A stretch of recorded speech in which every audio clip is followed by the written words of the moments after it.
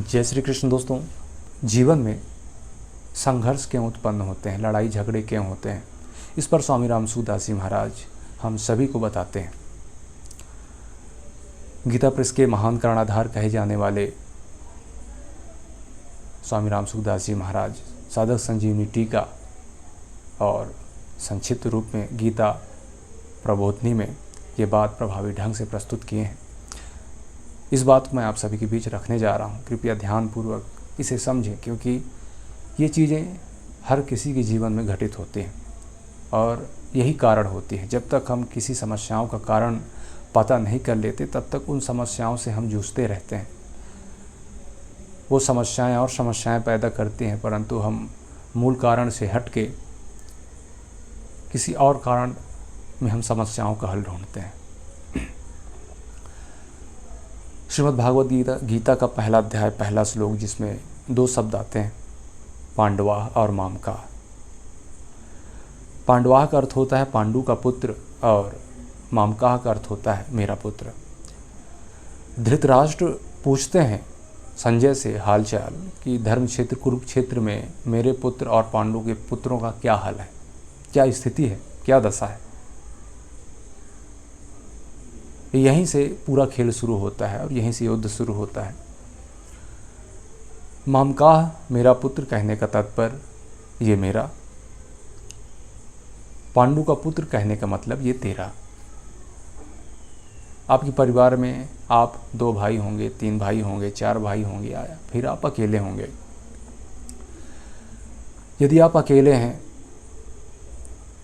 तो किसी न किसी चीज़ को लेके, घर हो, पैसे हो, बच्चे हों, ये तेरा ये मेरा, ऐसी भावनाएं उत्पन्न होती हैं। यदि आपके भाई हैं तो आपके बच्चे भी होंगे, यदि बच्चे हैं तो आपके अंदर ये भी भावना उत्पन्न होती होगी कि मेरे छोटे भाई का लड़का है, ये मेरा लड़का है। ये सबसे बड़ी बात है, इस पर सोचने की आवश्यकता है, क्योंकि यहीं से पूरा संघर्ष, पूरी समस्या, पूरे दंगे फसाद, लड़ाई झगड़े उत्पन्न होते हैं। और यही चीज़ महाभारत में कौरवों का संहार करा दिया। बहुत लोग मारे गए सिर्फ तेरे और मेरी जैसी चीज़ों के कारण।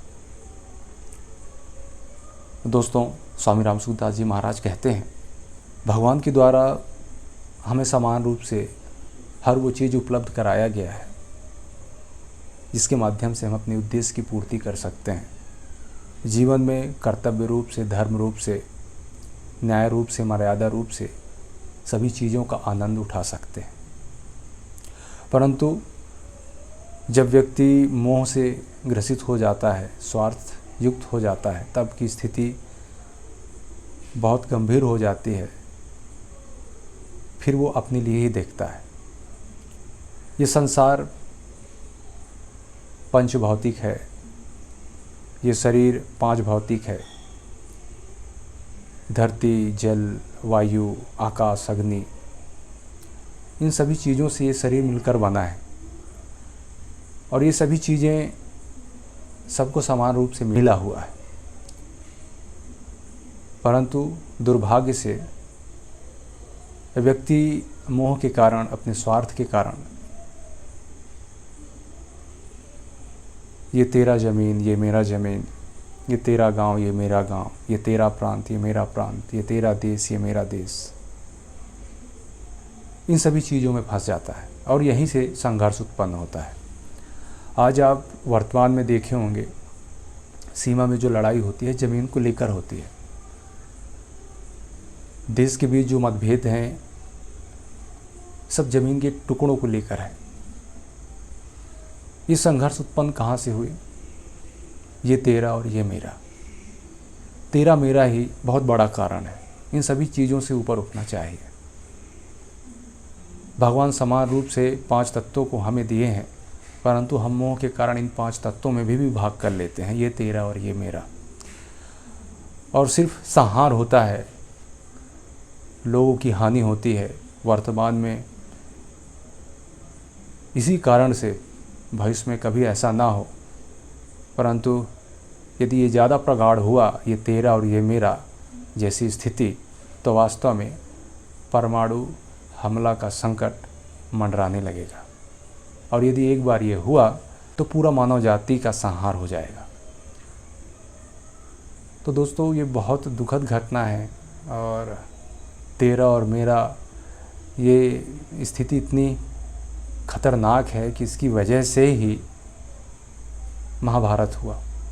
आपने देखा होगा, चाहे आपका परिवार हो, आपका समाज हो, गांव हो, किसी न किसी चीज़ को लेके तेरा मेरा लगा होता है।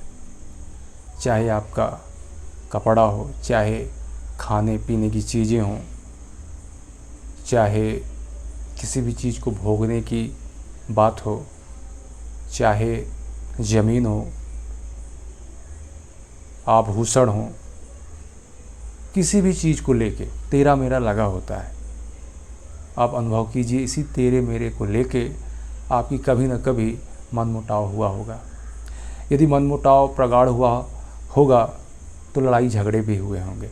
सोचिए कितनी बड़ी चीज़ है। इन सभी चीज़ों से निकलने के लिए बहुत ज़रूरी है कि योग अपनाया जाए। बिना योग के, बिना विधि के इन सभी चीज़ों से नहीं छूटा जा सकता। छूटने की बात क्यों कही जा रही है? इसलिए क्योंकि इसी में मानव की भलाई है और इसी में मानव के उद्देश्य की पूर्ति हो सकती है, जिसके लिए ये शरीर मिला है। इन सभी चीज़ों से बाहर निकलने के लिए व्यक्ति को विधि अपनाना होता है। भक्ति योग आप अपना सकते हैं, कर्म योग अपना सकते हैं, ज्ञान योग अपना सकते हैं, ध्यान या हठ योग अपना सकते हैं। इनमें से किसी एक योग को आप अपना सकते हैं और इसी के अनुरूप अपने मन को, अपने कर्म को ढालते हैं तो धीरे धीरे मेरे और तेरे जैसी भावनाओं से आप ऊपर उठ जाते हैं। मेरे और तेरे का मूल जड़ होता है दोस्तों फल की इच्छा, परिणाम की इच्छा। हर व्यक्ति सकारात्मक परिणाम ही चाहता है, परंतु जब व्यक्ति फल की इच्छा अधिक करने लगता है तो वही लालच की स्थिति में होता है, अर्थात धीरे धीरे फल की इच्छा लालच में तब्दील हो जाता है। और जैसे ही लालच में तब्दील हुआ तो ये लालच मन में तेरे और मेरे जैसी भावनाएं उत्पन्न करते ही हैं। तो इन्हीं सभी चीज़ों से बचना बहुत ज़रूरी है। यदि ये स्थिति एक बार मन में आ गई तो यही घोर अपराध कराता है, यही बड़ा सा बड़ा पाप कराता है। आपने जो चीज़ नहीं किया है वो सब चीज़ यही कराता है और मानव के उद्देश्य को पूरी तरह से नष्ट कर देता है। इसलिए इन सभी चीज़ों से उठने की बात की जाती है। इन सभी चीज़ों से तभी उठा जा सकता है जब आप बताए गए योग में किसी एक योग को अपना लेते हैं।